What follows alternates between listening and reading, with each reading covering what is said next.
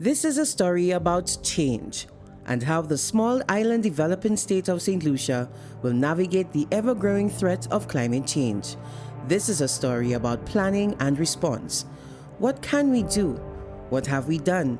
And why climate change adaptation is an urgent matter of consideration and action. Join us as we dive into Saint Lucia's climate resilience journey. In just about 4 hours, Tropical Storm Debbie dumped 10 inches of rain on Saint Lucia, triggering landslides and flooding never experienced before. This 3-foot entrance was once the front door of Bacchanal family's residence, now just another victim of Tomas. It all started on Saturday, October 30th, 2010, from about 9 a.m. Many homes were destroyed, lives were lost, including a mother and her 2 sons, when their home was buried under an avalanche of mud and water. I've invested in software, as most persons know. It's no secret. But what's more important is the ability for our people in the time of adversity to come together and to rise to the occasion. With excessive greenhouse gas emissions blanketing the earth and trapping the sun's heat, over a long period of time, these excess emissions cause an imbalance in the Earth's climatic system, bringing hotter days and prolonged periods of drought, among other impacts.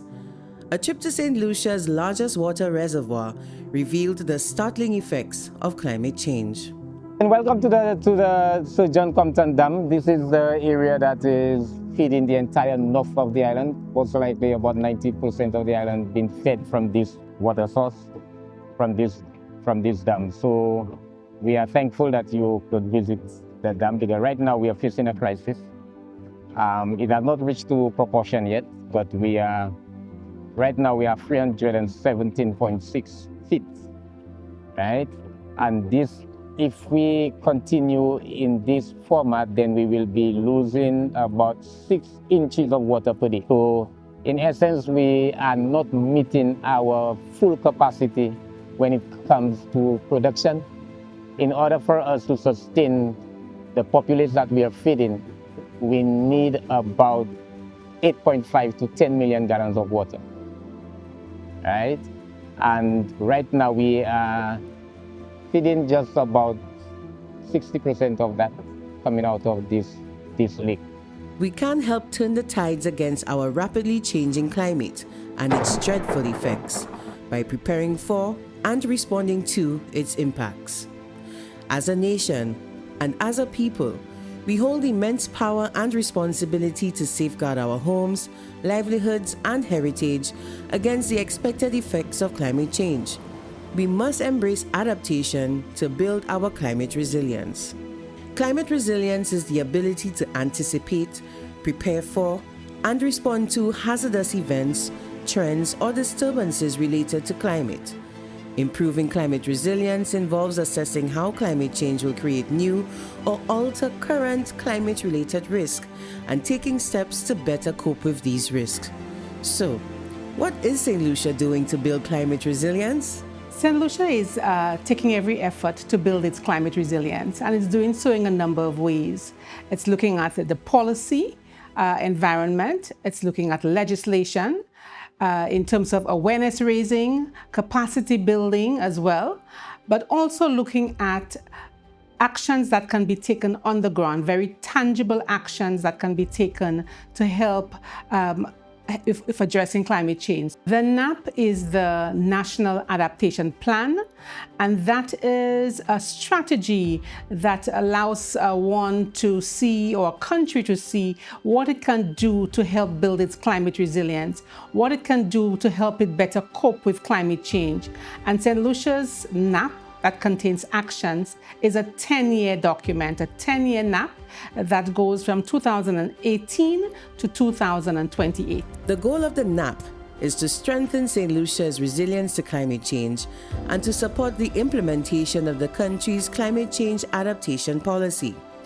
The NAP highlights 8 priority sectors for adaptation action, further elaborated in its associated Sectoral Adaptation Strategies and Action Plans, or SASAPs. Under the National Adaptation Plan, that is the umbrella document for adaptation, we have what we call Sectoral Adaptation Strategies and Action Plans, or SASAPs. Those are able to go into more detail as to what Saint Lucia wants to do to help it build climate resilience, to help it cope better with the adverse impacts of climate change. And it does that across a number of sectors such as water, agriculture, fisheries, resilient ecosystems, infrastructure and spatial planning, health, education, as well as tourism.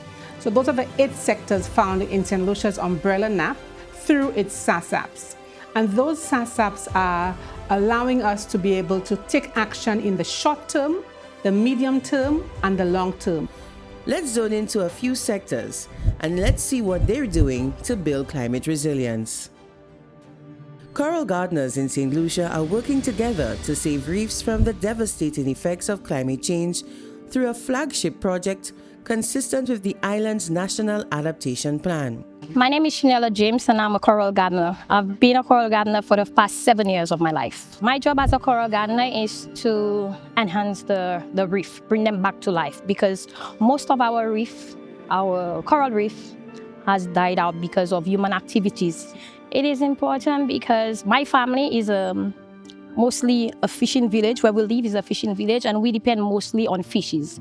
So in order to help them out, we as coral gardeners are building the reef back to increase the fishing population right here in Soufrière.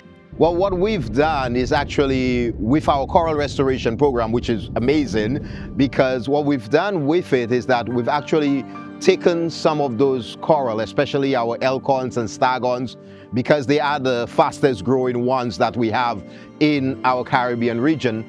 And we've actually created what we call nurseries, quote unquote, that we've actually put them in a sheltered area that allows them to grow at a faster rate than they would in their natural habitat, because they're closer to the surface at about 15 to 20 feet of water, and they're able to grow faster. And after that, within a year, especially the staghorns, they're able to grow from 10 centimeters to about a foot square. So we're able to take that off and bring it back out into their natural habitat, transplant them, or we call them outplant them back into the reef. Therefore, by doing that at a faster rate, you have the coral growing and you have them surviving, so that they create habitats for our small fish, as well as hopefully as they keep growing, that they would create better protection for our coastal areas where erosion, seaside erosion is concerned.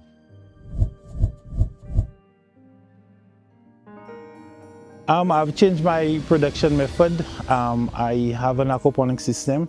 Basically, aquaponics use 90% less water than traditional agriculture, where we recirculate the water and we have fish in there. The fish basically provide nutrients for the plants and the plant roots filter the water for the fish.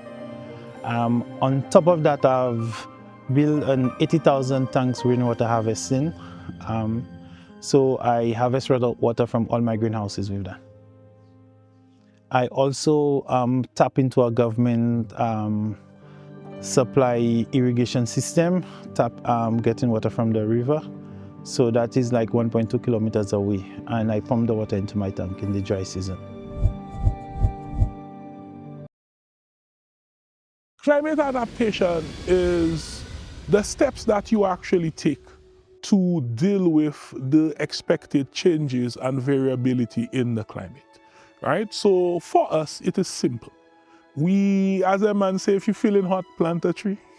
If you want shade, plant a tree. If you want fruit, plant a tree. And for forestry, what we're saying is, this is very true, that we can actually adapt to the expected changes through the planting of trees, through better management of the existing floral, the existing vegetation, through the protection and management of our biodiversity, right? We can build resilience.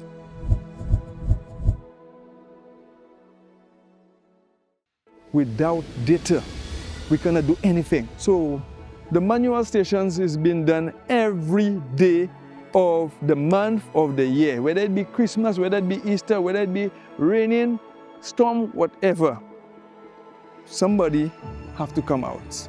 This station now, right, is one of our climate change projects underneath the optimization of the hydrological network, right? That was a World Bank project. Now, with the project you do now named the NAP, this is one of the ways, right? We could get data, right, to effect the adaptation processes, methods towards climate change. This school is the only school on island so far, is the model, that could just run on autopilot. You don't have to be wondering, oh, where are we going to get water to clean the school, the children? No. So here it is one of our key adaptations combating drought, climate change, collecting rainwater, right, as an alternative source of our water. Despite the significant strides made in developing SASAPs and seeing the implementation of projects in the works, many barriers remain that limit St. Lucia's ability to implement prioritized measures needed to actively strengthen the country's climate change resilience to safeguard lives, livelihoods, and our heritage. This is where the support from multilateral funds like the Adaptation Fund and Green Climate Fund, together with bilateral and other sources, come in to bolster countries' ability to adapt by remedying issues and seeking to address barriers that stand between non-action and implementation. Out of the 8 sectors identified in the NAP, 5 have SASAPs, and 3 more remain to be developed under the current GCF Readiness Project, focused on enhancing St. Lucia's National Adaptation Planning process. Well, this readiness project aims to achieve quite a number of things, but it's building on the work that we've done so far. One key aspect of this is to be able to inform on things like the coastal vulnerability of St. Lucia as it relates to climate change. What is the likely impact from sea level rise? What is the likely impact from hurricanes in this region, and how that could potentially impact on the vulnerability of St. Lucia as a small island developing state. Beyond that, developing the capacity of both technocrats and other high-level officials in terms of their understanding, as well as to improve the learnings on national adaptation planning in St. Lucia, so that all aspects of society are informed. But in terms of from the higher up, there's a clear understanding and direction for the process and the work that's being done in country to support the national adaptation planning process. The GCF Readiness Project intends to build St. Lucia's climate resilience through enhancing St. Lucia's NAP process by developing sectoral adaptation plans, which will be based on a strong climate rationale and through active stakeholder engagement. This will ensure that we can have strong implementation of our adaptation actions and be able to access climate finance once we've prioritized our project ideas and scope. We all have a significant role to play in this story, and joining the fight to bolster St. Lucia's climate change adaptation efforts in any way augurs well for all of us. From contributing to policy, regulatory or institutional change, to securing funding to upgrade essential technology or infrastructure, raising awareness, building capacity, undertaking critical research for informed decision-making, to the actions we take at home. What we do today can significantly impact and shape the future. No, absolutely. Without adaptation, you can grow no crops, you can't grow nothing. So you need to adapt so that you can continue production. Without there is no agriculture, no food, no business. We must adapt, and the time is now. And each of us has a role to play. From our homes, our conservation habits, our waste management habits, it's important that we start at home, and it's also important that we start in our businesses and our communities. We can all play a part, right? No matter how young we are, how old we are, we can all contribute towards that. And we can contribute by planting trees. Every walk of life, every level, everyone has a part to play in building this climate resilience, in contributing to the solution. Because at the end of the day, if you are not part of the solution, then you're part of the problem. Adaptation, I think, it's a continuity from where we started now, continue going. I don't think we'll ever stop adaptation. We'll just have to improve it as we go along. To move a nation, it takes one person, one household, one enterprise, one community, and one sector at a time.